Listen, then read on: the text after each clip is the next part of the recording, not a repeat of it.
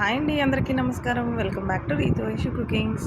ఈరోజు నేను చేయబోయే రెసిపీ వచ్చేసి ఇడ్లీలోకి, దోశల్లోకి, బోండాల్లోకి, మనకి పునుగుల్లోకి, అలాగే ఉప్మాలోకి కూడా చాలా ఇష్టంగా, చాలా టేస్టీగా ఉండే, అందరికీ ఫేవరెట్ అయిపోతుందండి. ఒక్కసారి నేను చెప్పిన విధంగా అయితే ఈ వేరుశనగుళ్ళు టమాటా చట్నీని అయితే ట్రై చేయండి. ఇది అందరి ఫేవరెట్ అయిపోతుంది, అంత బాగుంటుందండి. ఎప్పుడు మనం పల్లీల్లో కొబ్బరి ఇలా వేసి చేస్తాం కదండి, ఒక్కసారి అయితే టమాటా వేసి చూడండి, చాలా బాగుంటుందన్నమాట. ఇప్పుడు నేను స్టవ్ వెలిగించుకుని మూకుడు అనేది పెట్టుకున్నానండి. ఇందులో నేను ఒక 3 టీ స్పూన్ల వరకు ఆయిల్ అనేది వేసుకున్నానండి. కొంచెం ఆయిల్ మనకి వేడయ్యాక ఒక కప్పు వరకు వేరుశనగుళ్ళు వేసుకున్నానండి. వేరుశనగుళ్ళు వచ్చేసి మనం మీడియం ఫ్లేమ్ మీద వేయించుకోవాలన్నమాట.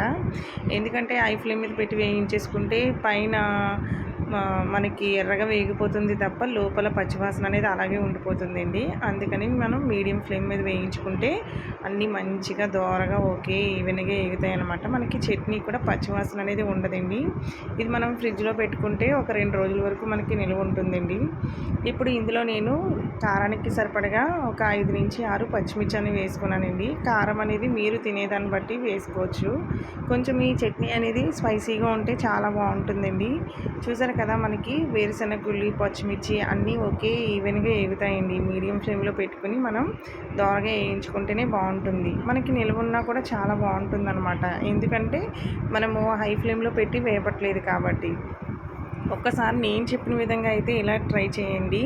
మనకి వేరుశనగలు టమాటా చట్నీ చిన్నపిల్లల నుంచి పెద్దవాళ్ళ వరకు ఎవరైనా ఇష్టపడతారండి ఈ చట్నీ. ఇది మనకి వేడివేడి ఇడ్లీలోకి కానీ, క్రిస్పీగా ఉన్న దోశల్లోకి కానీ, ఉప్మాలోకి అయితే ఇది అద్దరిపోతుందండి, అంత బాగుంటుందండి.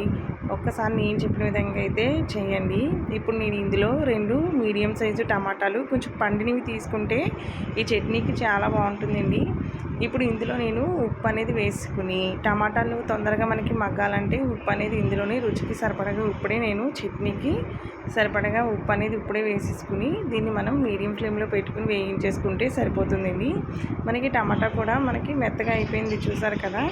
ఇలా చేసేసుకున్నాక మనం స్టవ్ ఆఫ్ చేసుకుని పక్కన పెట్టేసుకోవాలండి. ఒక 5 నిమిషాలు అయ్యాక మనకి చల్లారాక మనం దీన్ని మెత్తగా మనం మిక్సీ జార్లో వేసేసుకొని మెత్తగా వీలైనంత వరకు మెత్తగా చేసుకుంటే చాలా బాగుంటుంది.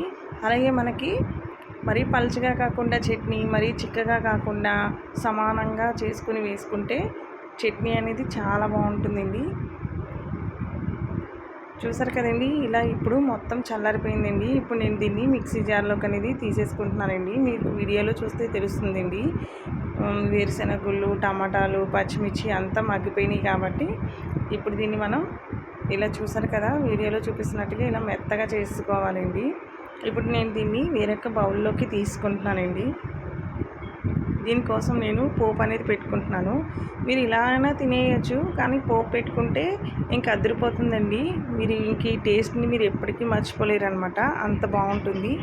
నేను ముందుగా వేయించినప్పుడు ఏమీ వేసుకోలేదండి, ఓన్లీ వేరుశనగుళ్ళు, పచ్చిమిర్చి మాత్రమే వేయించుకున్నాను. ఇలా మనం తాలింపు పెట్టుకునేటప్పుడు ఇలాగ కొంచెం కచ్చాపచ్చగా పెట్టుకున్న వెల్లుల్లి వేసుకోవడం వల్ల టేస్ట్ అనేది చాలా బాగుంటుందండి. ఇందులో నేను ఆవాలు, జీలకర్ర వేసుకున్నానండి.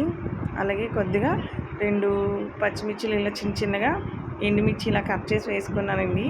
ఇప్పుడు ఇందులో నేను కొద్దిగా కరివేపాకు కూడా వేసుకున్నాను. మీరు కావాలంటే ఇందులో మినపప్పు కూడా వేసుకోవచ్చండి.